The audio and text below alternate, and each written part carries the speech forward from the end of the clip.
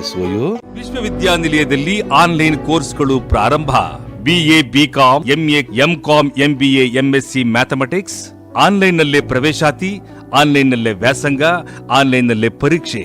October 20, 2023 ಕಡೆಯ ದಿನಾಂಕ. Assistant Professor, Department of Commerce and Management. Today I continue the subject Business Environment, second semester, first year BBA. In the last classes we are discussing about, especially for globalization.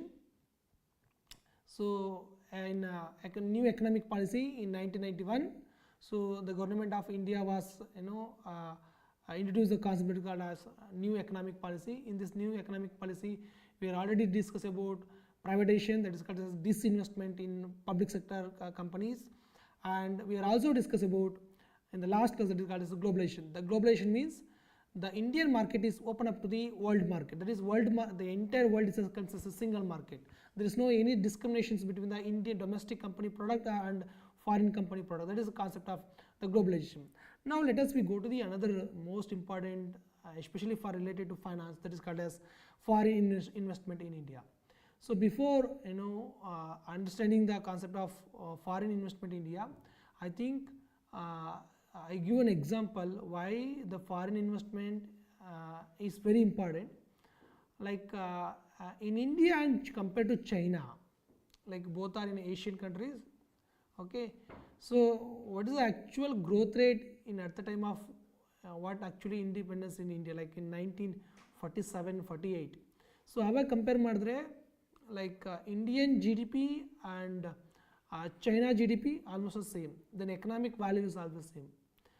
But compared to now the China, their economy is very rapidly growing after after 1960 onwards, especially for in after 2000 the China economy is very fastly growing.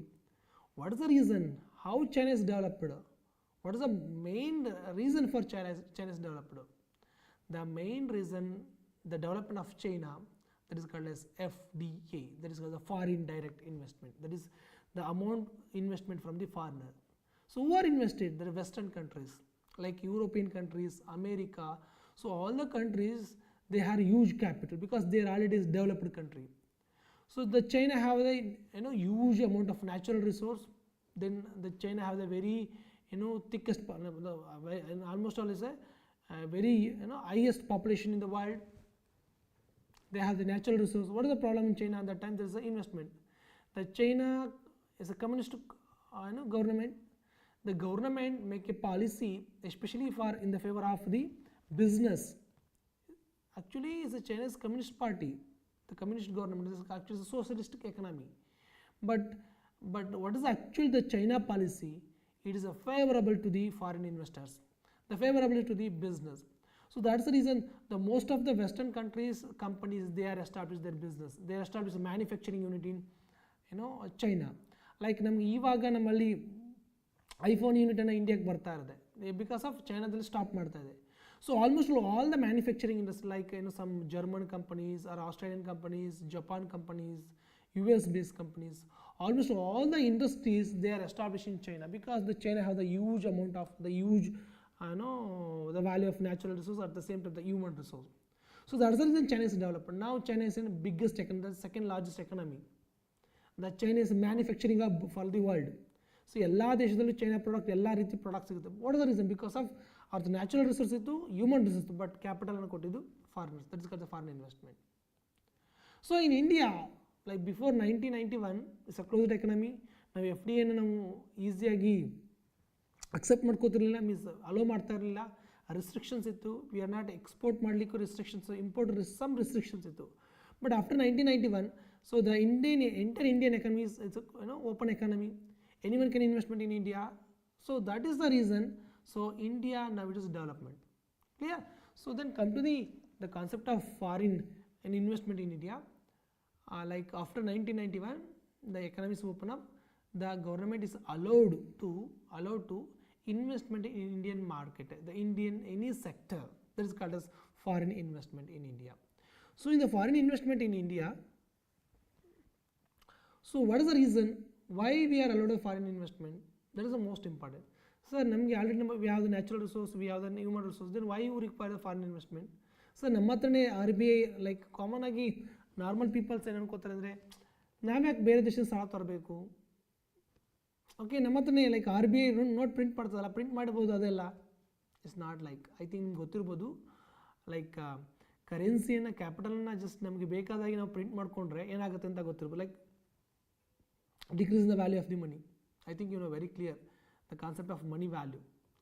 Like ಯಾವುದೇ ಒಂದು ಕರೆನ್ಸಿನ ದೇಶದಲ್ಲಿ print ಆಗಬೇಕಂದ್ರೆ the company the government, that is central government should keep the forex reserve and gold. Otherwise it's not possible to investment, it's not possible to printing the currency in the nations. So then what we do now, we are required the fund, we can allow the, we are accept the, we are invent the foreign investment. So Indian currency rupees print ಆಗಬೇಕಂದ್ರೆ like as per today ratios ಇರೋದೇನು, in case if the RBI wants to printing the 200 crores ಅನ್ನ print ಮಾಡಬೇಕಂದ್ರೆ so almost all 115 crores in the form of forex reserve ಇರಬೇಕು. Like ಇದರ American almost ನಾವೇನು 5 ಕರೆನ್ಸಿಯನ್ನು use ಮಾಡ್ತೀವಿ, like IMF allow ಮಾಡ್ತದೆ. So ಅದರಲ್ಲಿ maximum ಎಲ್ಲ ದೇಶಗಳು ಇಟ್ಕೊಳ್ಳೋದು in the form of American dollar, because of American dollar all accepted currency, that's American dollar is accepted currency, means you can exchange to any country currency. So that's the reason always almost all the companies are preferable to the American dollar. So now we want to Indian ಕರೆನ್ಸಿಗೆ print ಆಗಬೇಕಂದ್ರೆ like 200 crores ನೋಟನ್ನು print ಮಾಡಬೇಕಂದ್ರೆ 115 crores in the form of forex reserve ಇಟ್ಕೋಬೇಕು. Again remaining amount in the form of ಗೋಲ್ಡಲ್ಲಿ ಇಟ್ಕೋಬೇಕು. So ಇದನ್ನು print ಮಾಡಿದ್ರೆ capital ಬೇಕು. ನಾರ್ಮಲಾಗಿ ಏನಂತಾರೆ ಲೈಕ್ ಗೌರ್ಮೆಂಟ್ಗೆ ಏನು ಬೇಕು, ಗೌರ್ಮೆಂಟ್ ಆರಾಮ್ಸೆ ನೋಟ್ ಇದೆ, ಅದ್ರ ಜೊತೆ RBI ಕಂಟ್ರೋಲ್ ಇದೆ, can investment. It's not like this. Is economically will be some equations are there, otherwise the money value will be decrease. Like ನಾವು ಲೈಕ್ ಜಿಂಬಾಬ್ವೆಸರ್ ಕೇಳ್ತಿರ್ತೀವಿ, ಲೈಕ್ ಒಂದು ಬ್ಯಾಗ್ ನೋಟನ್ನು ತೊಗೊಂಡ್ರೆ ಒಂದು ಬ್ಯಾಗ್ ನಮಗೆ ದಿನಸಿ ಸಿಗೋದಿಲ್ಲ, because of excess of printing of the notes. So ಹಾಗಾದರೆ ಏನು ಮಾಡೋದಾಗ ನಮಗೆ ಯಾವುದು ನಮಗೆ ನ್ಯಾಚುರಲ್ ರಿಸೋರ್ಸ್ ಇದೆ, ದೆನ್ human resource ಇದೆ. So then how you working the economy, how the economic activity will be, because we require the capital, we require the fund. So we are allowed the foreign investors, that we are accept the foreign. So investment, especially for foreign investment in India, the main reason is called need for foreign capital. Like ನೀವು export ಮಾಡಲಿ ಏನೇ import ಮಾಡಲಿ ನಮಗೆ foreign capital ಬೇಕು, because we are not capitalised economy. ನಮ್ಮ ಹತ್ರ ಅಷ್ಟೊಂದು capital ಇಲ್ಲ. ಫಾರ್ ಎಕ್ಸಾಂಪಲ್ ಯಾವುದೋ ಒಂದು ಲೈಕ್ ಇಂಡಿಯಾದಲ್ಲಿ ಲಾರ್ಜ್ ಸ್ಕೇಲ್ ಇಂಡಸ್ಟ್ರೀಸ್ ಮ್ಯಾನುಫ್ಯಾಕ್ಚರಿಂಗ್ ಆಗಬೇಕು, ಮ್ಯಾನುಫ್ಯಾಕ್ಚರಿಂಗ್ ಯೂನಿಟನ್ನು ಎಸ್ಟಾಬ್ಲಿಷ್ ಮಾಡಬೇಕಾದ್ರೆ ಸೊ ನಮ್ಗೆ ಕ್ಯಾಪಿಟಲ್ ಬೇಕಲೇಬೇಕು. So how you establishment through a foreign investment, through a foreign capital. Like in 1956 like second 5 years plan, how their establishment, they taking the some financial assistance from World Bank and World Bank ತುಂಬ ಫಂಡನ್ನು ತಂದು investment ಮಾಡ್ತಾಯಿದ್ರು. But ಮೊದಲೇನಿತ್ತು ಅಂದರೆ only we are depend ಆಗಿ only for World Bank. But ಇವಾಗ concept change ಮಾಡ್ಕೊಂಡಿವಿ. ಇನ್ನು foreign investment we are in the form of private investors. Like we are allowed the FDI, like Amazon company ಬಂದು ಇಂಡಿಯಲ್ಲಿ establish ಮಾಡ್ತದೆ, that is called as foreign investment.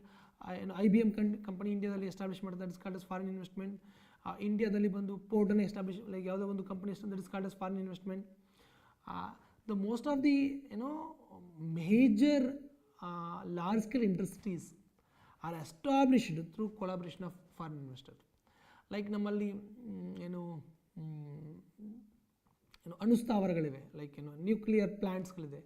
So ಈ nuclear ಪ್ಲಾಂಟ್ಸ್ಗಳು almost ಎಲ್ಲ nuclear plants like 1 or 2 ಪ್ಲಾಂಟ್ಸನ್ನು ಬಿಟ್ಟು remaining ಎಲ್ಲ ಪ್ಲಾಂಟ್ಸನ್ನು ಇಂದ collaboration foreign, like Russian government, some US government. ಈ ಗೌರ್ಮೆಂಟ್ ಕ್ಯಾಪಿಟಲನ್ನು ಇನ್ವೆಸ್ಟ್ ಮಾಡಿದೆ. ಸೊ ಆ ಬೇಸ್ ಮೇಲೆ ನಾವು ಇನ್ವೆಸ್ಟ್ ಮಾಡ್ತಾ ಇದ್ದೀವಿ. ಲೈಕ್ ನಾವು for example skill like make in India concept ಇದೆ, ಅದಕ್ಕೂ ಸಹ ಫಾರಿನ್ ಇನ್ವೆಸ್ಟರ್ಸ್ ಅಲೋ ಮಾಡ್ತಾ ಇದ್ದೀವಿ. ಸೊ ಯಾವುದೇ ಎಕನಾಮಿಕ್ ಆಕ್ಟಿವಿಟಿ ರನ್ ಆಗಬೇಕಾದ್ರೆ ನಮ್ಮಲ್ಲಿರ್ತೋ ಒಂದು ಸಫಿಷಿಯೆಂಟ್ ಫಂಡ್ಸ್ ಸಾಲ್ತಾ ಇಲ್ಲ. ಸೊ ಅದಕ್ಕೋಸ್ಕರ we need foreign capital. So that's the reason. One is the foreign investment. Then second one sustaining high level of investment. Like ನಾವು large scale manufacturing ಮಾಡಬೇಕು, ಅದು ಯಾವುದೋ ದೊಡ್ಡ project ಮಾಡಬೇಕು. ಸೊ ಲೈಕ್ ಸ್ಮಾಲ್ ಅಮೌಂಟಲ್ಲಿ we can make it arrangement. But large scale amount invest ಮಾಡಬೇಕಾದ್ರೆ like nuclear plant ಇರ್ಬೋದು, ಅಥವಾ like dam construction of dam ಇರ್ಬೋದು, ಲೈಕ್ ಇಂಡಿಪೆಂಡೆನ್ಸ್ ಆಫ್ಟರ್ ಇಂಡಿಪೆಂಡೆನ್ಸ್ ತುಂಬ ಡ್ಯಾಮ್ಸ್ಗಳ like multi purpose ಪ್ರಾಜೆಕ್ಟ್ಗಳಾಯಿತು. Like Kaveri river project ಇರ್ಬೋದು, ಅಥವಾ ಬಾಕ್ರನಂಗಲ್ ಇರ್ಬೋದು, ದಾಮೋದರ ನದಿ ರಿವರ್ ಪ್ರಾಜೆಕ್ಟ್ ಇರ್ಬೋದು, ಅಥವಾ Narmada river multi purpose project ಇರ್ಬೋದು. ಈ ಪ್ರಾಜೆಕ್ಟ್ಗಳು they are invest huge amount of capital. So ಈ ಹ್ಯೂಜ್ ಅಮೌಂಟನ್ನು ಒಂದ್ಸರಿ ನಾವು ಇನ್ವೆಸ್ಟ್ ಮಾಡಲಿಕ್ಕೆ ನಮ್ಮ ಹತ್ರ ಸಫಿಷಿಯೆಂಟ್ ಫಂಡ್ ಇಲ್ಲ. ಸೊ ಈ ಹ್ಯೂಜ್ ಫಂಡನ್ನು ನಾವು ಹೇಗೆ ಬ್ಯಾಲೆನ್ಸ್ ಮಾಡಬೇಕು? We are take the foreign investment. Then another one major that is called as technological gap. That is technological gap means what is the actual technology we are using here and what is the technology using the western countries, the developed country like American country. Like yesterday ನಾನು ಕ್ಲಾಸಲ್ಲಿ ಹೇಳ್ತಿದ್ದೇನು, America ಇವಾಗ ಏನು technology use ನಾವು ಏನು technology use ಮಾಡ್ತೀವಿ ಅದು 10 years back ಇತ್ತು ಅಂತ ಹೇಳ್ತಾರೆ. So that is the Indian gap between the technology. Indian ನಾವು ಯೂಸ್ ಮಾಡೋ ಟೆಕ್ನಾಲಜಿಗೂ American technology lot of gap ಇದೆ. ಈ ಗ್ಯಾಪ್ ಬರಬೇಕು ಅನ್ನೋಕ್ಕೂ that's where investment foreign investment. So foreign company like ನಾವೀಗ ಆಪಲ್ ಫೋನ್ ಯೂಸ್ ಮಾಡಬೇಕು, ಆಪಲ್ ಫೋನನ್ನು ನಾವು ಡೆವಲಪ್ ಮಾಡ್ತಾ ಇಲ್ಲ, ಆ ಟೆಕ್ನಾಲಜಿ ನಮ್ಮಲ್ಲಿ ಇಲ್ಲ, ಮತ್ತೇನು ಮಾಡೋದು ಅವಾಗ? So we are allow to the foreign investor. ಇವಾಗ ಆಪಲ್ ಕಂಪನಿ ಇಂಡಿಯಾದಲ್ಲಿ ತನ್ನ ಮ್ಯಾನುಫ್ಯಾಕ್ಚರಿಂಗ್ ಯೂನಿಟನ್ನು ಎಸ್ಟಾಬ್ಲಿಷ್ ಮಾಡ್ತಾ ಇದೆ. ಹೆಸರು ಅಟ್ ದ ಸೇಮ್ ಟೈಮ್ ಅದು like it's operating India, that is called the foreign investor. ಇಲ್ಲಿ ನಮಗೆ ಆಪಲ್ ಬೆನಿಫಿಟ್ ನಮಗೆ ಸಿಗೋದಿಲ್ಲ, ಆ ಫೀಚರ್ಸ್ ನಮಗೆ ಸಿಗೋದಿಲ್ಲ. ಓಕೆ, ಸೊ ಟೆಕ್ನಾಲಜಿಕಲಿ ಅಷ್ಟೊಂದು ಗ್ಯಾಪ್ ಇದೆ. ಆ ಗ್ಯಾಪನ್ನು ಫಿಲ್ ಆಗಬೇಕಂದ್ರೆ we are allowed the foreign investment. Okay, then another one called as exploitation of natural resource. I will give an example. I will explain with the concept of especially for in African countries. Like ಇತ್ತೀಚೆಗೆ ಎಲ್ಲ like China and almost all the companies they are interesting for Africa. Africa have the huge amount of natural resources there. But ಆ natural ರಿಸೋರ್ಸ್ನ ಹೇಗೆ ಹೊರಗೆ ಮೇಲೆ ಇಡ್ತಾಗ್ತೀರಾ? We require the fund, we require the huge amount of fund. Like ಇವಾಗ like India, ನಾವು ಮೊದಲು Indian ಆಯಿತು, ನಾವೆಲ್ಲ ಇನ್ವೆಸ್ಟ್ಮೆಂಟ್ ಲೈಕ್ ಏನು ಮಾಡ್ತಿದ್ವಿ ಓನ್ಲಿ ಫಾರ್ ಇನ್ಫ್ಲೋ ಮಾಡ್ತಿದ್ವಿ. ಈಗ ನಾವೀಗ we are also outflow of capital. ನಾವೀಗ ಬೇರೆ ಆಫ್ರಿಕನ್ ಕಂಟ್ರೀಸ್ಗಳಲ್ಲಿ ಸೌದಿಯಲ್ಲಿ ನಾವು ಸಹ we are establishment of some minings. Natural resource ಇದೆ, ಆ ನ್ಯಾಚುರಲ್ಸ್ ಹೆಂಗೆ ತೆಗಿತೆ ಮೇಗಡೆ? ಯೂಸ್ ದ ಕ್ಯಾಪಿಟಲ್ ಬೇಕು. ಫಾರ್ ಎಕ್ಸಾಂಪಲ್ ಲೈಕ್ ನಮ್ಮ ಹತ್ರ ಪೆಟ್ರೋಲಿಯಮ್ಸ್ ಇದೆ, ನಮ್ಮ ಹತ್ರ ಪೆಟ್ರೋಲಿಯಮ್ ಇಲ್ಲ. ಲೈಕ್ ಆಫ್ರಿಕನ್ ಕಂಟ್ರೀಸ್ ಪೆಟ್ರೋಲಿಯಮ್ ಇದೆ, ತುಂಬ ಕಂಟ್ರಿಗಳು ಇವತ್ತು ತುಂಬ ಪೂರ್ ಕಂಟ್ರೀಸ್ಗಳು, but they have the huge amount of natural resource. The petroleum ಇದೆ, ಎಲ್ಲ ಇದೆ, but why they are under developed? The reason is capital. So ಅವ್ರಿಗೆ ಟೆಕ್ನಾಲಜಿ ಇಲ್ಲ, that is a technological gap ಇದೆ. ಅದು ಹೆಂಗೆ ತೆಗಿಬೇಕು ಅಂತ ಗೊತ್ತಿಲ್ಲ ಅವ್ರಿಗೆ, ಹೊರಗಡೆಯಿಂದ ಅಲ್ಲ how to extract the like crude oil ಗೊತ್ತಿಲ್ಲ. That is the one reason. Then capital means ಅದು ಎಕ್ಸ್ಟ್ರಾಕ್ಟ್ ಮಾಡಲಿಕ್ಕೆ you should B development infrastructure like equipments ಇರ್ಬೋದು, ಆ ಟೆಕ್ನಾಲಜಿ ಇರ್ಬೋದು. So it's require the fund. That's the reason foreign investment is very requirement. Then another called as undertaking of initial risk. Undertaking of initial risk means when you start the business, initial time it is require the capital. At the same time, initially we are facing the problem like financial risk or capital risk, whatever. But India, why it is still we are we have huge natural resource, we have huge human resource. But what is the problem here? The problem is we are not taking any initiative to start a business. But ಅಮೇರಿಕಾದಲ್ಲಿ but ಇವಾಗ ಸ್ವಲ್ಪ trend change ಆಗ್ತದೆ. ಮೊದಲೇ like ಅಮೇರಿಕಾದಲ್ಲಿ ಅಂದರೆ if they are have the capability to run the business, they can start the business. ಅವ್ರಿಗೆ ಆ ಒಂದು ಸ್ಕಿಲ್ ಇದೆಯಾ, they can establish their own company. Like take America, take all the multinational company, most of the multinational companies are American company. What is the reason? So ಅವ್ರು ಹುಟ್ಟಿದ ಶ್ರೀಮಂತರಾಗಿದ್ರಾ? Take any example. ಮೈಕ್ರೋಸಾಫ್ಟನ್ನು establish ಮಾಡಿದವರು ಏನು ಹುಟ್ಟಿದ ಶ್ರೀಮಂತರಾಗಿದ್ರಾ? ಇಲ್ಲ, they take initiative. But what is the problem in India? But we are not taking any initiative to start the business, especially for Indian people. Not ivaga like now I give an example. Like India, like America, total software engineer ಅಲ್ಲಿ 40% of Indian software engineers. Like ಇವತ್ತು highest ನಾವು export ಮಾಡೋದು software ಇಂಡಿಯಾದಿಂದ ಅಮೇರಿಕಕ್ಕೆ. Means we are employers but we are not ready to take initiative. So ಈ software ಕಂಪ್ನಿಲಿ ಯಾರು establish ಮಾಡಿದ್ದು, ಬಟ್ ಅಮೇರಿಕಾದಲ್ಲಿ ಒಬ್ಬ ಸಾಫ್ಟ್ವೇರ್ ಇಂಜಿನಿಯರ್ ಆದವನು ಸಮ್ ಇಯರ್ ಆದಮೇಲೆ ಅವನು they can establish his own company. But ಇಂಡಿಯಾದಲ್ಲಿ ಅಂಥ ಒಂದು ಮೈಂಡ್ ಸೆಟ್ ಇಲ್ಲ. ಬಟ್ ಇತ್ತೀಚೆಗೆ ಲೈಕ್ ಥ್ಯಾಂಕ್ಸ್ ಟು ಕೋವಿಡ್ ಆದಮೇಲೆ ಇವಾಗ ನಾವು ಅಟ್ಲೀಸ್ಟ್ ಲೈಕ್ ಎಷ್ಟು ಜನ ನಾವು ಕೆಲಸ ಮಾಡೋದು, ಹೇಗೆ ಮಾಡೋದು ಅಂತ ದಟ್ ನಾವು atleast some small changes the mindset. But ಆ ಇನಿಷಿಯೇಟಿವ್ ಇಂಡಿಯಾದಲ್ಲಿ ಇಲ್ಲ. So that's the reason we are allowed the foreign investment. Then another one foreign investment India that is called as development of basic economic infrastructure. ನಮ್ಮ ಇಂಡಿಯಾದಲ್ಲಿ ಇವಾಗ ಏನು major ಪ್ರಾಜೆಕ್ಟ್ಸ್ಗಳು like ಅದು construction of road ಇರ್ಬೋದು, dams ಇರ್ಬೋದು, ಅಥವಾ telecom industries ಇರ್ಬೋದು, ಅಥವಾ power industries like power generations industries ಇರ್ಬೋದು, ಈ ಮೇಜರ್ ಇನ್ಫ್ರಾಸ್ಟ್ರಕ್ಚರ್ ಡೆವಲಪ್ಮೆಂಟ್ ನಾವು ಮಾಡಿರೋದು with the collaboration of foreign investment. Like some World Bank ಇರ್ಬೋದು, ಅಥವಾ like some collaboration with the US, some collaboration with the Japan, like some collaboration with Australia.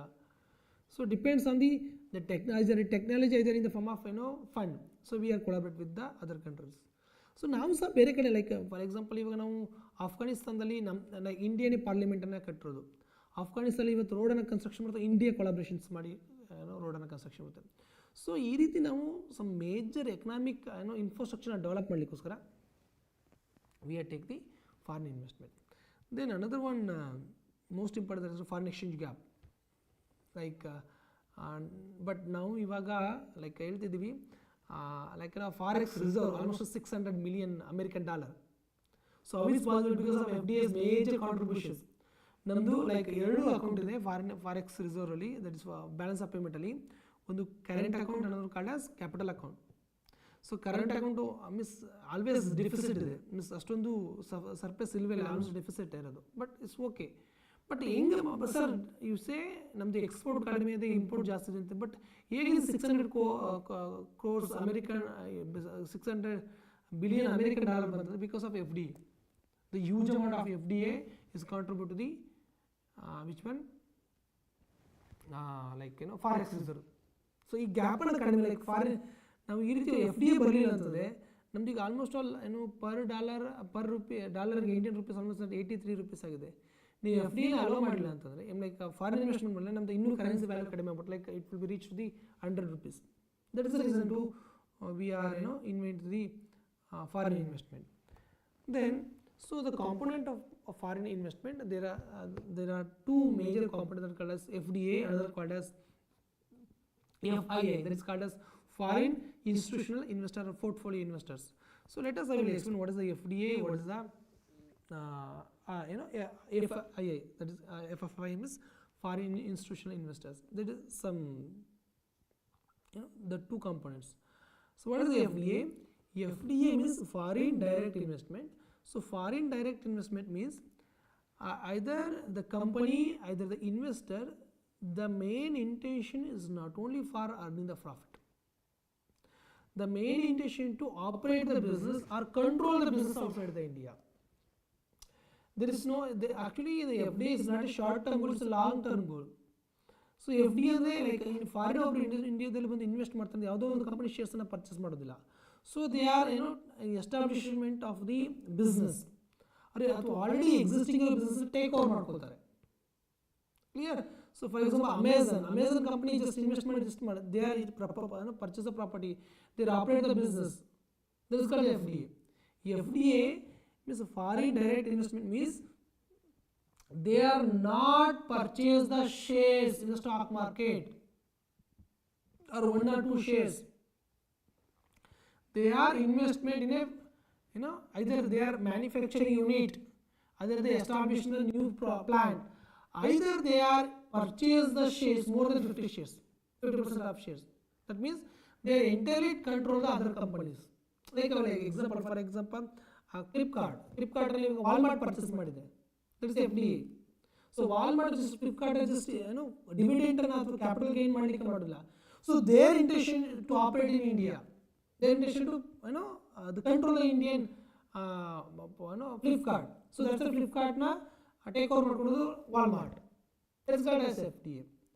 So FTA, so ನಮಗೆ FTA ಬೇಕಾ ಅಥವಾ foreign institution investors prefer ಅಂದರೆ we are prefer the FTA. So foreign institution investors ಅಂದರೆ like their intentions not operated in the India.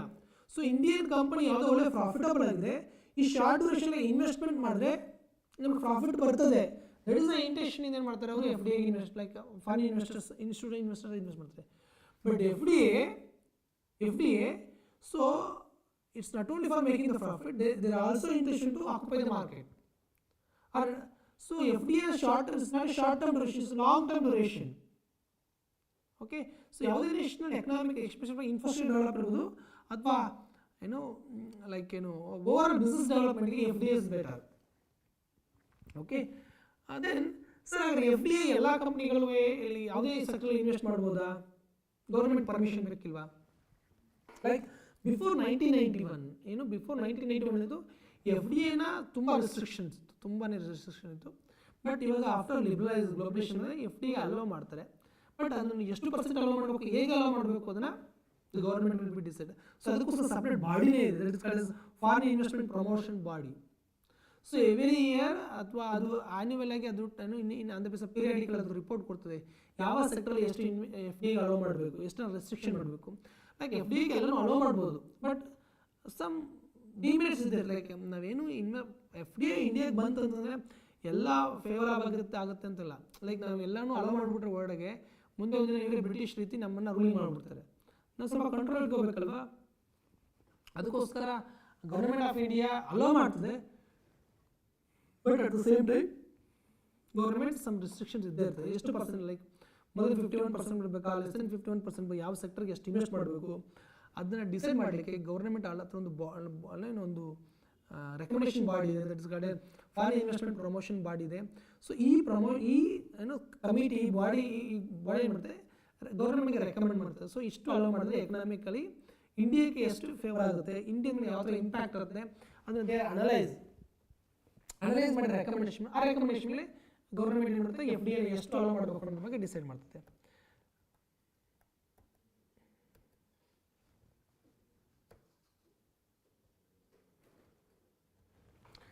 ಹಾಗಾದರೆ what are the foreign institutional investors? I will explain with the example of foreign institutional investors. So foreign institutional investor portfolio investors ಅವ್ರಿಗೆ ಇಂಡಿಯಾದಲ್ಲಿ ನಾನು ಒಂದು ಕಂಪ್ನಿನ control ಮಾಡಬೇಕು ಅಥವಾ ಅದರಲ್ಲಿ voting ರೈಟ್ಸನ್ನು ಇಟ್ಕೋಬೇಕು, ನಾನು ಆ ಕಂಪನಿ ಬಿಸ್ನೆಸ್ಸನ್ನು ಆಪ್ರೇಟ್ ಮಾಡಬೇಕು ಅನ್ನೋ ಇಂಟೆನ್ಷನ್ ಇಲ್ಲ. So the foreign institutional investor or foreign portfolio investment, so they are not purchase any property, they are not involved any management decision of the company. So what is the interest? They are investors, they are the institutions, they are investment in the secondary market. So for example, they are purchasing Infosys shares in the Bombay Stock Exchange. It is not a foreign investment, there is no question. But their intention is not operate the business, their intention is just only for investment in India, then earning in the form of capital gain or in the form of dividend. So that type of investor, what you call as foreign institutional investors, we also call as foreign portfolio investors. So this type of investors, they means like ಅವ್ರು ಏನು ಮಾಡ್ತಾರೆ, like ಇವಾಗ invest ಮಾಡ್ತಾರೆ, ಒಂದು ವರ್ಷ profit ಅಥವಾ sale ಮಾಡ್ತಾರೆ, ಅಥವಾ ಲೈಕ್ ಕಂಪನಿ ವ್ಯಾಲ್ಯೂ ಕಡಿಮೆ ಅದನ್ನು ಶೇರ್ಸ್ನ ಸೇಲ್ ಮಾಡಿ ಹೊಂಟಾಗ್ತಾರೆ. ಬಟ್ FDA ಹಂಗಲ್ಲ. FDA ಫಾರ್ ಎಕ್ಸಾಂಪಲ್ ಇವತ್ತು ಒಂದು 100 ಕೋಟಿ ರೂಪಾಯಿ ಇನ್ವೆಸ್ಟ್ ಮಾಡಿ ನಾಳೆ ಹೋಗ್ತೀವಿ ಅಂದರೆ ಹೋಗೋದಿಲ್ಲ. So they are long term investors. FDA is long term investor. ಅವ್ರು ಒಂದ್ಸಲ ಇನ್ವೆಸ್ಟ್ ಮಾಡಿ, ಲೈಕ್ ಫಾರ್ ಎಕ್ಸಾಂಪಲ್ ಅಮೆಝಾನ್, ಇವತ್ತು ಅಮೆಝಾನ್ ಇನ್ವೆಸ್ಟ್ ಮಾಡಿದೆ ಅಂತಂದರೆ ನಾಳೆ ಬಿಟ್ಟು ಹೋಗೋದಕ್ಕೆ ಆಗೋದಿಲ್ಲ, because they are invest lot of amount. Like ನಿಮ್ಗೆ ಒಂದು ಎಕ್ಸಾಂಪಲ್ ಕೊಡ್ತೇನೆ. For example Vodafone. So Vodafone ಇಂಡಿಯಾದಲ್ಲಿ establish, it's not Indian company, outside the country. But ಇವತ್ತು ವೊಡಾಫೋನು ಲೈಕ್ ಲಾಸಲ್ಲಿದ್ರು. ಯಾಕೆ ಇಂಡಿಯಾದಲ್ಲಿ ಇದೆ? ಬಿಕಾಸ್ ಅದು ಕ್ಯಾಪಿಟಲ್ ಇನ್ವೆಸ್ಟ್ ಮಾಡಿಬಿಟ್ಟಿದೆ. ವೊಡಾಫೋನ್ ಏನಾಗಿದೆ, ಇಂಡಿಯಾದಲ್ಲಿ ಅಮೌಂಟ್ ಇನ್ವೆಸ್ಟ್ ಮಾಡಿಬಿಟ್ಟಿದೆ. Is it right? ಸೊ ಈಗ ಅದು ಹೆಂಗಾರು ಮಾಡಿ ಅಟ್ಲೀಸ್ಟ್ ಅದು ಬಿಟ್ಟು ಹೋಗ್ಲಿಕ್ಕೆ, because they capital, they have the huge property. So ಅದಕ್ಕೆ ಏನು ಮಾಡಿದ್ರೆ, ಐಡಿಯಾ ಜೊತೆ ಟೈಮ್ ಮಿಸ್ ಜಿಯೋ ಬಂದಮೇಲೆ ಕಾಂಪಿಟೇಷನ್ ಮಾಡೋಕ್ಕಾಗ್ತಿಲ್ಲ, ಲಾಸ್ ಆಗಿದೆ. But they try to do some business. That's the reason what you call as the FDs are long-term investors. But foreign institutional investors short-term investors. ಅವ್ರು ಇವತ್ತು ಯಾವ ಲೈಕ್ ಸ್ಟಾಕ್ ಮಾರ್ಕೆಟ್ ಯಾವುದೋ ಶೇರ್ಸ್ನ purchase ಮಾಡ್ತಾರೆ, sale ಮಾಡ್ತಾರೆ. But ಇವರು that capital is also impact to the stock market. But ಅವರು infrastructure ಡೆವಲಪ್ಮೆಂಟಲ್ಲಿ ಅಷ್ಟೊಂದೇನು ಕಾಂಟ್ರಿಬ್ಯೂಷನ್ಸ್ ಆಗೋದಿಲ್ಲ. ಬಟ್ ನಮಗೆ national fund national economic point of view we are refer to the FDA, other than foreign institutional investors. Okay, I think it's very clear about what is the foreign direct investors and what is the foreign financial institution, institutional investors. Then in which form, next one is called as organization of MNCs. MNCs ಹೇಗೆ FDA ಇಂಡಿಯಾದಲ್ಲಿ like country invest ಮಾಡ್ತಕ್ಕಂಥ as branches ಅಂದರೆ like India company ಬೇರೆ ಕಡೆ branches establish ಮಾಡೋದು. For example like Infosys company ಬೇರೆ ದೇಶದಲ್ಲಿ ಒಂದು ಬ್ರಾಂಚನ್ನು ಎಸ್ಟಾಬ್ಲಿಷ್ ಮಾಡೋದಿರ್ಬೋದು. ಲೈಕ್ ಫಾರ್ ಎಕ್ಸಾಂಪಲ್ ಅಮೆಝಾನ್ ಇದೆ, ಅಮೆಝಾನ್ ತನ್ನ ಬ್ರಾಂಚ್ ಇಂಡಿಯಾದಲ್ಲಿದೆ. It's not India called as subsidiaries. So ಇಲ್ಲಿ ಒಂದು ಬೇರೆ ದೇಶದ ಒಂದು ಬ್ರಾಂಚನ್ನು ಎಸ್ಟಾಬ್ಲಿಷ್ ಮಾಡೋದ್ರ ಮೂಲಕ ಆ way we can investment called as foreign investment. That is one type of way of investment. Then called subsidiaries, like ತನ್ನ ಇನ್ನೊಂದು ಬಿಸ್ನೆಸ್ ತನ್ನ ಸಪ್ರೇಟ್ ಒಂದು ವಿಂಗನೇ ಬೇರೆ ದೇಶದಲ್ಲಿ ಎಸ್ಟಾಬ್ಲಿಷ್ ಮಾಡೋದು. Like Amazon India is basically an American company, but India is a subsidiary company that is called Amazon India Private Limited. That is called as subsidiaries companies. Okay, so then joint venture companies. What is joint venture company? I think it was very clear about what is the branch and subsidiaries. Branches andre like Indian business anna ಬೇರೆ ದೇಶದಲ್ಲಿ same business ಅನ್ನ like ಒಂದು branch ಆಗಿ ಅದು operate ಮಾಡ್ತಾರೆ. That is called as branch. Subsidiaries ಅಂದರೆ so Indian companies different, foreign ಅಲ್ಲಿರೋ company different, but ಇದನ್ನ ಕಂಟ್ರೋಲ್ ಮಾಡೋದು ಇವರು. ಕ್ಲಿಯರ್? ಸೊ ಈ ಬಿಸ್ನೆಸ್ ಬೇರೆ ಇರ್ಬೋದು ಅಥವಾ ಈ ಬಿಸ್ನೆಸ್ ಬೇರೆ ಇರ್ಬೋದು, ಸೇಮ್ ಬಿಸ್ನೆಸ್ ಇರ್ಬೋದು, but operation independently. But branch is not operate independently, it's dependent to the head office. But subsidiary is controlled by the like holding company, but its operation is individual.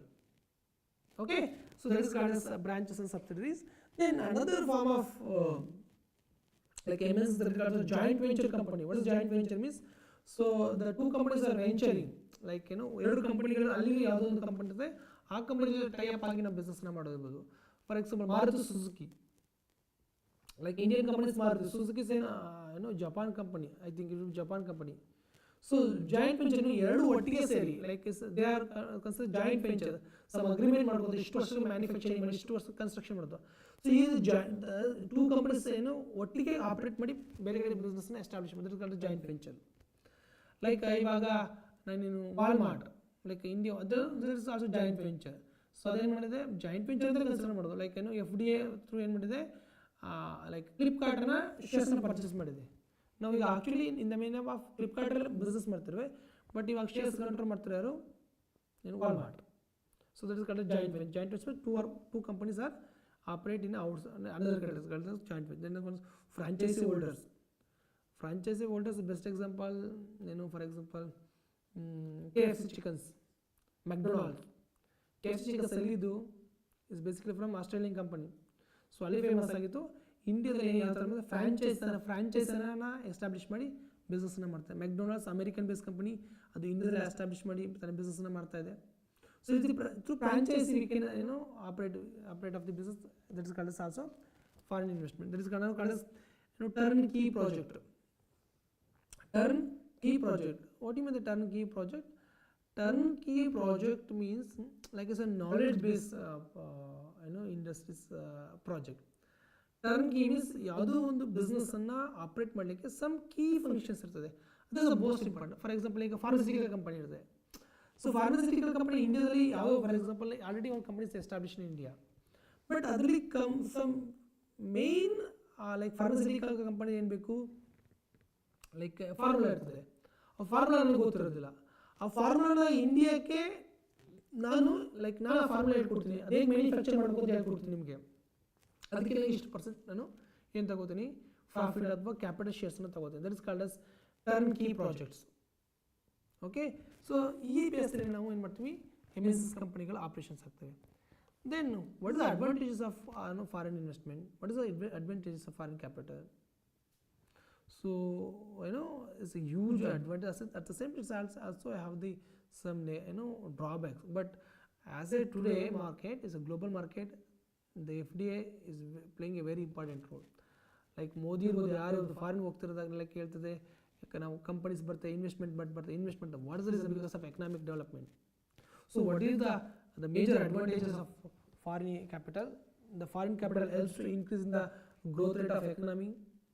Like ಯಾವಾಗ company establish ಆಗ್ತವೆ, ಯಾವಾಗ investment ಬರ್ತವೆ, that is the helps to the increase in the growth rate. That is called as GDP. Then when the more available of in the form of direct investment promotions, the transfer of the technology and managerial skills. Like like ಯಾವಾಗ FDI ಬರ್ತದೆ ಅವಾಗ ಏನಾಗ್ತದೆ, ನಮ್ಗೆ ಎರಡು ಸಿಗುತ್ತೆ, ಒಂದು management skill ಸಿಗುತ್ತೆ, ಒಂದು ಟೆಕ್ನಾಲಜಿ ಸ್ಕಿಲ್ ಸಿಗುತ್ತೆ. ಲೈಕ್ ಈಗ ಯಾವುದೋ ಒಂದು ಬೇರೆ ಲೈಕ್ ಅಮೆರಿಕನ್ ಕಂಪನಿ ಇಂಡಿಯಾದಲ್ಲಿ ಬಂದು ಎಸ್ಟಾಬ್ಲಿಷ್ ಮಾಡ್ತಿದ್ರೆ, ಸೊ ಅವ್ರೇನು ಮಾಡ್ತಾರೆ, ನ್ಯೂ ಟೆಕ್ನಾಲಜಿ ಇಂಡಿಯಾಗೆ ಟ್ರಾನ್ಸ್ಫರ್ ಆಗುತ್ತೆ. ಬಟ್ ಇಂಡಿಯಾದಲ್ಲಿ ಆ ಟೆಕ್ನಾಲಜಿ ಇರೋದಿಲ್ಲ. ಫಾರ್ ಎಕ್ಸಾಂಪಲ್ ಆಪಲ್ ಫೋನ್ ಇವತ್ತು ಇಂಡಿಯಾದಲ್ಲಿ ಎಸ್ಟಾಬ್ಲಿಷ್ ಮಾಡೋದ್ರಾಗಿ ಆಪಲ್ ಟೆಕ್ನಾಲಜಿ ಇಂಡಿಯಾಗೆ ಟ್ರಾನ್ಸ್ಫರ್ ಆಯಿತು. ಮತ್ತು ಆಪಲ್ ಕಂಪನಿ ಹೇಗೆ ಮ್ಯಾನೇಜ್ಮೆಂಟ್ ಮಾಡ್ತದೆ ಆ ಸ್ಕಿಲ್ ಇಂಡಿಯಾಗೆ ಬಂತು. That is also one of the benefit. Then capital is more productively employed since it is the investment with the objective of profit making. So ನಮ್ಮದು natural resource ಇದೆ, but profit earn ಮಾಡೋಕ್ಕೆ capital ಬಿಟ್ಟಿದೆ, but ಏನು capital ಇಲ್ಲ. But ಯಾವಾಗ capital ಬರ್ತದೆ, so automatic ಏನಾಗುತ್ತೆ, productivity ಶುರುವಾಗ್ತದೆ. ಲೈಕ್ ಯಾವಾಗ ಕ್ಯಾಪಿಟಲ್ ನಾವು ಫಾರ್ ಎಕ್ಸಾಂಪಲ್ ಬಿಸ್ನೆಸ್ ಮಾಡೋದು ಏನು ಹೇಳ್ತೀವಿ, ಅಲ್ಲ ಬಿಸ್ನೆಸ್ ಮಾಡೋಕ್ಕೆಲ್ಲಪ್ಪ ದುಡ್ಡೇ ಇಲ್ಲ ಅಂತಿರ್ತೀವಿ. ಬಟ್ ಯಾವಾಗ ದುಡ್ಡು ಬರ್ತದೆ ಆವಾಗ ಏನು ಮಾಡ್ತೀವಿ, they are active. That is enter the production activity will be functioning. That's also one of the advantage. Then the foreign capital result is to the meet the need of the customers of underdeveloped countries. Like especially for underdeveloped countries ಯಾಕೆ foreign investment ಬೇಕಂದ್ರೆ they are require some basic requirement. Like African countries ಇರ್ಬೋದು, ಅವ್ರಿಗೆ basic infrastructure develop ಮಾಡೋಕ್ಕಾಗ್ತದೆ because of capital ಇಲ್ಲ. So ಅಂಥ under ಡೆವಲಪ್ಮೆಂಟ್ಗೆ like ಅಲ್ಲಿ ಕಸ್ಟಮರ್ಸ್ಗೆ ಏನು ರಿಕ್ವೈರ್ಮೆಂಟ್ ಇದೆ, ಏನು ಫುಲ್ಫಿಲ್ಮೆಂಟ್ ಆಗಿದೆ, ಅದನ್ನ ಫುಲ್ಫಿಲ್ ಮಾಡ್ತದೆ ಅದು foreign capital. Then domestic let us get the better employment opportunity along with the better wages and working condition. The best example for India. ಇಂಡಿಯಾದಲ್ಲಿ ಏನಾದ್ರು ಒಳ್ಳೆ ಸಂಬಳ ತಗೋತಾರೆ ಅಂದರೆ ಯಾರಂದರೆ software engineers. Why software engineers? Because of foreign investment. So software ಇಂಡಿಯಾದಲ್ಲಿ ಅಷ್ಟು sale ಆಗೋದಿಲ್ಲ. ನಮ್ಮ ಜಾಸ್ತಿ ನಮ್ಮ ಸಾಫ್ಟ್ವೇರ್ನಾಗ್ತಾ US ಬೇಸಲ್ಲಿ ಸೇಲ್ ಆಗೋದು. ಇವತ್ತು ಲೈಕ್ ಬೆಂಗಳೂರು ಸಿಲಿಕಾನ್ ಸಿಟಿ ಆಗಿದೆ. ಬೆಂಗಳೂರಲ್ಲಿ ಇಷ್ಟು ನಮ್ಮ ಎಸ್ಪೆಷಲಿ ಫಾರ್ ಇಂಡಿಯಾದಲ್ಲಿ ಇಷ್ಟು ಸಾಫ್ಟ್ವೇರ್ ಡೆವಲಪ್ ಆಗಿದೆ because of foreign investment. Foreign investment ಇಲ್ಲ ಅಂದರೆ ಇವತ್ತು ಇಷ್ಟೊಂದು ಲೈಕ್ MNCs ಕಂಪ್ನಿ ಡೆವಲಪೇ ಆಗ್ತಾ ಇರಲಿಲ್ಲ. ಲೈಕ್ ಇಷ್ಟೊಂದು ಜಾಬ್ ಆಪರ್ಚುನಿಟಿ ಕ್ರಿಯೇಟ್ ಆಗ್ತಾಯಿಲ್ಲ ಇಂಡಿಯಾದಲ್ಲಿ, especially for software industries. So the FDI also helps to create the job opportunity with very good salary. Okay, then it is the box tax revenue for the government. There is no doubt, ಯಾವಾಗ foreign direct ಇಂಡಿಯಾಗೆ ಬರ್ತದೆ, ಅದು ಯಾವುದೇ ದೇಶಕ್ಕೆ ಬರಲಿ, so they are getting the benefit in the form of tax. ನಿಮ್ಗೊಂದು ವಿಷಯ ಗೊತ್ತಿರ್ಬೋದು, so if the foreign company operate in India, so ಕಂಪನಿಗೆ ಎಷ್ಟು ಪ್ರಾಫಿಟ್ ಬರುತ್ತೆ ಅಷ್ಟೇ ಪ್ರಾಫಿಟ್ ಗೌರ್ಮೆಂಟ್ಗೆ ಇನ್ ದ ಫಾರ್ಮ್ ಆಫ್ ಟ್ಯಾಕ್ಸಲ್ಲಿ ಕಲೆಕ್ಟ್ ಆಗುತ್ತೆ. Like for example 100 rupees profit ಆದರೆ 30% tax, corporate tax. For example Amazon company, if the Amazon company earning the profit ಎಷ್ಟು 100 crores, 30 crores rupees should be pay in the form of corporate tax.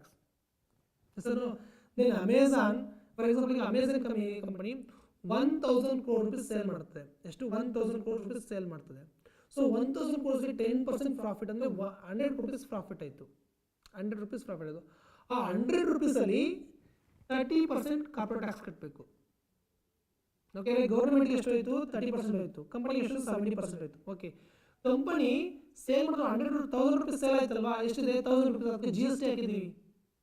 For example average 18% ಅಂದರೆ it will B almost ಎಷ್ಟು 180 rupees. ಇದೊಂದು 30, almost 200. ಇನ್ನು income tax ಎಲ್ಲ ಸೇರಿದ್ರೆ company ಬಿಸ್ನೆಸ್ಗಿಂತ company ಬರೋ ಪ್ರಾಫಿಟ್ಗಿಂತ government tax ಜಾಸ್ತಿ ಬರ್ತದೆ in the form of different taxes. Okay, this are the advantages. Then come to the last the concept in this chapter that is what is the today policy regarding the government policy regarding with the foreign direct investment or foreign investments. Before ಏನಿತ್ತು ಅಂದರೆ foreign ಹೋಲ್ಡಿಂಗ್ಸ್ಗೆ ನಾವು up to ನಾವು hello ಮಾಡಿದ ಇಲ್ಲಿವರೆಗೆ up to 1990ವರೆಗೆ ಯಾವುದೇ ಸೆಕ್ಟರ್ಲಾದರೂ ನಾವು less than 50%, ಅಂದರೆ ನಿಮ್ಗೆ ಗೊತ್ತಿರ್ಬೋದು ಹೋಲ್ಡಿಂಗ್ ಆ್ಯಂಡ್ ಸಬ್ಸಿಡರೀಸ್ ಅಂದರೆ like in the form of company more than 50% ನಿಮ್ಮ ಹತ್ರ ಹೋಲ್ಡಿಂಗ್ ಇದ್ದರೆ ಎಂಟರ್ ಬಿಸ್ನೆಸ್ ನಿಮ್ಮ ಕಂಟ್ರೋಲ್ ಬರ್ತದೆ. ಲೆಸ್ ದೆನ್ 50% ಇದ್ದರೆ ನಿಮ್ಮ ಕಂಟ್ರೋಲ್ ಬರೋದಿಲ್ಲ. ಸೊ ಅದಕ್ಕೆ ಏನು ಮಾಡ್ತಾಯಿದ್ರು, ಬಿಫೋರ್ 1991 FDI ಯಾವುದಲ್ಲಿ ಲೆಸ್ ದೆನ್ 51% ಮಾತ್ರ ಅಲೋ ಮಾಡ್ತಾಯಿದ್ದು, ಲೆಸ್ ದೆನ್ 51% ಮಾತ್ರ ಅಲೋ ಮಾಡ್ತಾಯಿದ್ದು. ಸೊ ಆವಾಗ ಏನಾಗ್ತಿದ್ದು, ಇನ್ವೆಸ್ಟ್ ಮಾಡೋರು ಕಂಟ್ರೋಲ್ ಮಾಡೋಕ್ಕಾಗ್ತಿರ್ಲಿಲ್ಲ. ಬಟ್ ಆಫ್ಟರ್ 1991 ಆದಮೇಲೆ ನಮ್ಮದು ಎಕಾನಮಿ ಓಪನ್ ಅಪ್ ಆಗ್ತದೆ. ಲೈಕ್ ಎಲ್ಲ ಸೆಕ್ಟರ್ಗಳಲ್ಲೂ ಆಲ್ಮೋಸ್ಟ್ ಇನ್ಶೂರೆನ್ಸ್ ಸೆಕ್ಟರ್ಲ್ಲೂ ಮೋರ್ ದೆನ್ 51% ಅಲ್ಲಿ ಅಲೋ ಮಾಡಿದ್ದೀವಿ ನಾವು. ಸೊ ಇವಾಗ 1991 ಆಮೇಲೆ ಲಿಬರಲೈಸೇಷನ್ ಆದಮೇಲೆ so we are almost all the sector we are open up, means more than 51% ಇದೆ. ಕೆಲವು ಸೆಕ್ಟರ್ಗಳಲ್ಲಿ 72% ಇದೆ, 74% ಇದೆ. ಸೊ ಡಿಪೆಂಡ್ಸ್ ಆನ್ ದಿ ಏನೋ requirement, depends on the sector, ಅದು ಎಷ್ಟು ಇಂಪಾರ್ಟೆಂಟ್ ನ್ಯಾಷನಲ್ ಎಕಾನಮಿಗೆ ಮತ್ತು ಹೇಗೆ ಕಂಟ್ರೋಲ್ ಮಾಡ್ತಾರೆ ಆ ಬೇಸ್ ಮೇಲೆ RBI, which mean RBI again foreign investment promoter board ಏನಿದೆ, ಸೊ ಇವು ಡಿಸೈಡ್ ಮಾಡ್ತವೆ ಎಷ್ಟು ಪರ್ಸೆಂಟ್ನ FDIನ ಅಲೋ ಮಾಡಬೇಕು, ಎಷ್ಟು ಪರ್ಸೆಂಟ್ ಪ್ರಾಫಿಟರ್ಸ್ನ ಇನ್ವೆಸ್ಟ್ ಮಾಡಬೇಕು, ಆ ಪಾಲಿಸಿ ಇದೆ ಇಂಡಿಯಾದ. ಬಟ್ ಅಟ್ ಪ್ರೆಸೆಂಟ್ ಇಂಡಿಯಾಗೆ ಲೈಕ್ ಆಫ್ಟರ್ ಕೋವಿಡ್ ಆದಮೇಲೆ ಚೈನದ ಮೇಲೆ ಸ್ವಲ್ಪ ನಂಬಿಕೆ ಕಡಿಮೆ ಆಗಿಬಿಟ್ಟಿದೆ ಎಲ್ಲ ದೇಶಗಳಿಗೂ. ಹಾಗಾಗಿ ಯೂಜ್ ಅಮೌಂಟ್ ಆಫ್ FDI ಬರ್ತದೆ. ಹಾಗಾಗಿ ಇಂಡಿಯಾದಲ್ಲಿ ಎಕನಾಮಿಕ್ ಆಕ್ಟಿವಿಟಿ ಇವಾಗ ಲೈಕ್ ನಾವೇನು ಹೇಳ್ತೀವಿ, ಲೈಕ್ ಎಕನಾಮಿಕ್ ಡೆವಲಪ್ಮೆಂಟ್ ಆಗ್ತದೆ. Because one of the most important the reason is called as foreign investment. Foreign investment ತುಂಬ ಯಥೇಚ್ಛವಾಗಿ ಇಂಡಿಯಾಗೆ ಬರ್ತದೆ. That is also one of the reason to India is economically growing. Okay, so these are all the related to foreign investment in India. So this is the most important for the economic development. Okay, so tomorrow we continue the another topic. Okay, thank you. KSOU ವಿಶ್ವವಿದ್ಯಾನಿಲಯದಲ್ಲಿ online ಕೋರ್ಸ್ಗಳು ಪ್ರಾರಂಭ. BA, BCom, MA, MCom, MBA, MSc mathematics ಆನ್ಲೈನ್ನಲ್ಲೇ ಪ್ರವೇಶಾತಿ, ಆನ್ಲೈನ್ನಲ್ಲೇ ವ್ಯಾಸಂಗ, ಆನ್ಲೈನ್ನಲ್ಲೇ ಪರೀಕ್ಷೆ. October 20, 2023 ಕಡೆಯ ದಿನಾಂಕ.